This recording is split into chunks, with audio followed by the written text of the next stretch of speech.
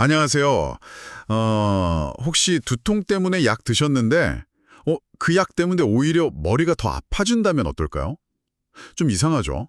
오늘 저희가 바로 이 문제, 약물 과용 두통에 대해 다룬 유튜브 영상 명쾌한방 자료를 좀 깊게 파보려고 합니다.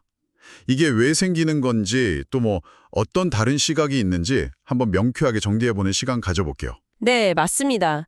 이게 바로 그 약물 과용 두통, 영어로는 MOH라고 부르는 건데요. 자료 보니까 기준이 있더라고요. 한 달에 보름, 그러니까 15일 이상 두통이 있거나 혹은 특정 두통약을 너무 자주 쓰는 거죠. 이게 석 달 이상 계속되면 해당될 수 있다는 거예요. 영상에서는 특히 박홍균 교수 팀 연구를 중심으로 좀 설명을 하고 있더라고요.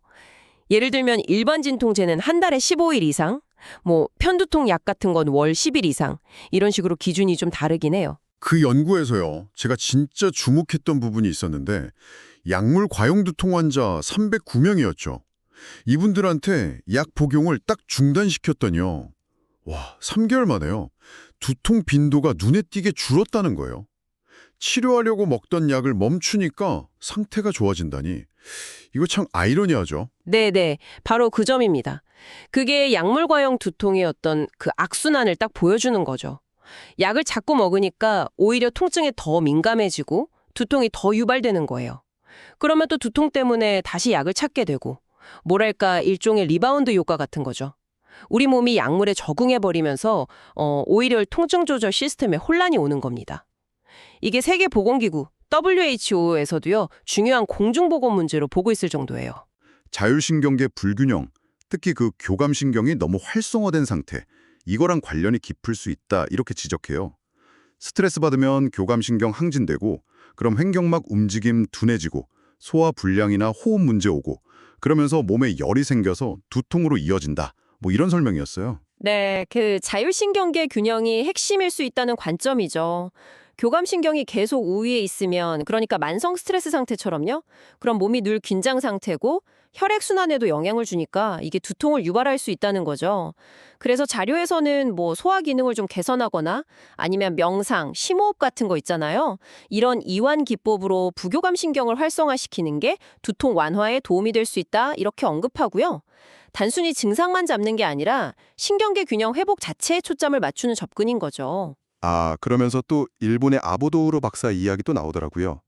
면역혁명 저자 맞죠? 네네, 맞아요. 그분의 암환자 치료할 때 신정이라는 혈자리를 자극했다는 내용이 소개됐어요.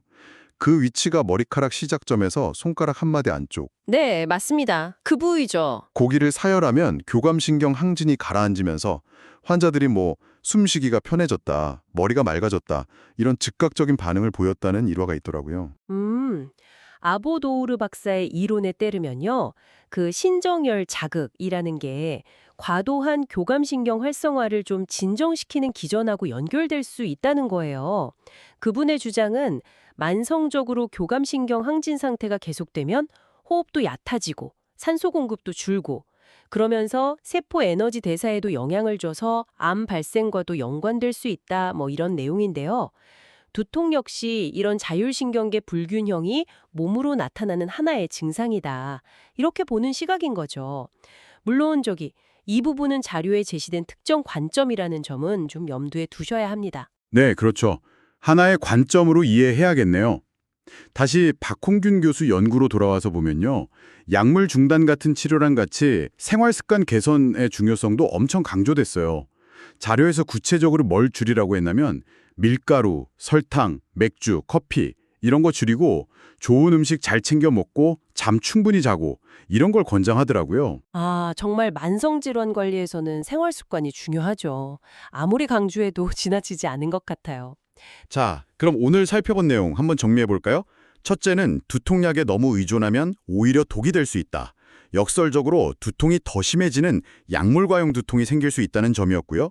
그리고 둘째는 두통의 배경에는 어쩌면 자율신경계 불균형이나 생활 습관 같은 좀 더 근본적인 원인이 있을 수 있다는 관점도 있다는 거.